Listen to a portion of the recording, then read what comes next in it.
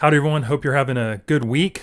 Just wrapped up chapter 12 in Dune, and this is a long chapter. This one's probably 3 or 4 times longer than most of the other chapters. So I'll cover some of the main plot points and my thoughts at a little bit of a high level. But this one begins, we're basically in a conference room just outside like the landing area for the ships that are coming into Arrakeen, and Paul and the Duke are there, and they're talking about Thufir. He's the Mentat, the assassin who was in charge of making sure that the house they were all staying in, basically their castle, so to speak, their safe space on Arrakis, was safe. And in fact, it wasn't, again, because the Hunter-Seeker almost got Paul. So they're debating, hey, is he getting kind of old? Is he having trouble making sure the house is secure? Paul's like fiercely defending him, but ultimately the Duke's still pretty cool with Thufir as well and has no intent of disciplining him or firing him. And of course, then Thufir comes in and immediately gives his resignation. And the Duke's like, hey, chill, just shut up and sit down. It's cool. Things happen. We'll figure it out. Not quite in those words, but I think you get the gist. So Thufir sits down, and they also ponder how the Harkonnens devised something so simple to sneak in to the house versus something more complex, which is what Thufir and everyone was expecting. So they kind of blame the issue on that. Duke then asks Thufir, hey, go get Gurney. Again, he's sort of the military top dog and the one who likes to spout poetry and sing and stuff like that. He tells Thufir, hey, go get him and have him bring in all these aides, these major loyalists to the Atreides family, so we can have a big old meeting. So then Thufir does that. Gurney comes in with 10 or so people, I forget how many.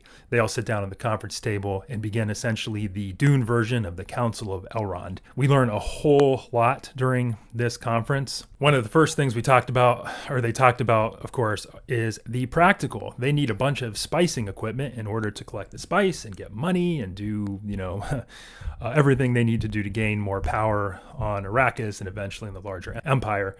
Unfortunately, all the equipment, or almost all of it, that the Harkonnens left behind is garbage, junk. So they're going to try to figure out how they're going to still mine despite this. And I guess there's some other bases around that maybe they can find some better equipment or get this old stuff figured out. So there's a lot of discussion on that. One fun thing that came up in this chapter was how the worms, like, hey, can they affect the equipment? They're like, oh yeah, these worms can come in and basically eat these giant mining machines.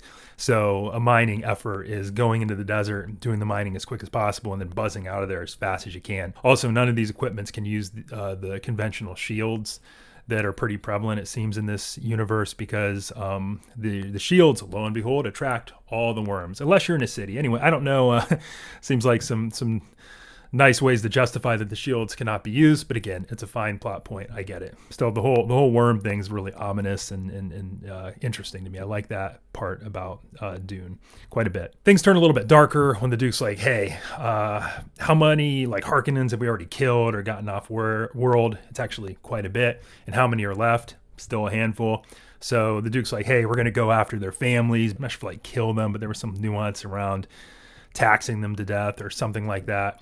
So everyone around the conference table is like, oh yeah, that sounds like a great idea. Let's go get him. But this is where you really see a difference in how Paul thinks from a leadership perspective, because he's thinking this is just going to make the Harkonnens more angry, dig in their heels more, and become even more of a threat. So again, nice distinction between how the Duke thinks and how his son Paul thinks. A little bit later, we get our introduction to Duncan Idaho. So he comes on into the room and strides over to the Duke and talks a bit about how he's making a lot of headway creating alliances with the Fremen, and he's really getting immersed in the culture and understanding them, and they're basically have taken him in as one of their own, and then they really respect him. So Duke's like, cool, that sounds great. And then Duncan shows him a Kryze knife. Again, this is like a knife made from a worm's tooth. At this point, one of the Fremen come in, a Fremen leader. This is a real big shot, and he sees the Duke has unsheathed this Kryze knife, and he's like, whoa, you're not technically like a friend of the Fremen. That was given to Duncan Idaho. This is very disrespectful. So the Duke's taken aback, and he's like, how am I going to deal with this? I'm the boss, and I don't want, I have to showcase that, but I also really need to respect the Fremen because I need them in terms of being like his military might. So ultimately he obliges, but does so by saying, I choose to oblige, with this ask, with this order.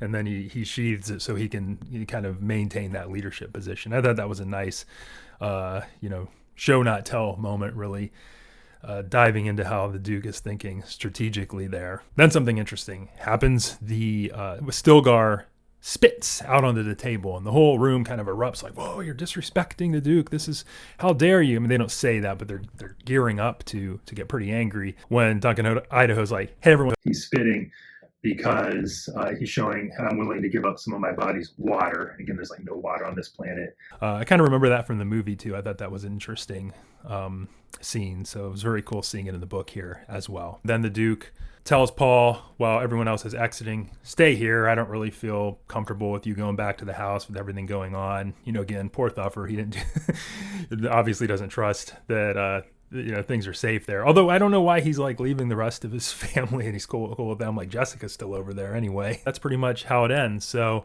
suspense is continuing to build. I kind of like a bit of a slow burn, which this is. And there's been some great world building in this chapter. Looking forward to how things continue. Again, I'm a sci-fantasy author. I wrote a book that blends science fiction and fantasy and kind of touches on some more spiritual aspects and technological aspects and how these things interplay in a really, I think, exciting story that's set, about 100 years into the future. Ties back to just some fun, we'll say like fun conspiracy lore the last 100 or so years. So if you like Dune and you're watching this, it's definitely a book I think you might also enjoy. If you'd like to check it out, again, it's called The Song of Imru, Earth's Door. It's the first book in the series, though it can be read as a standalone. More information in the description below. If you want to keep following along with me as I'm reading through Dune, please like, subscribe, hit the notification bell.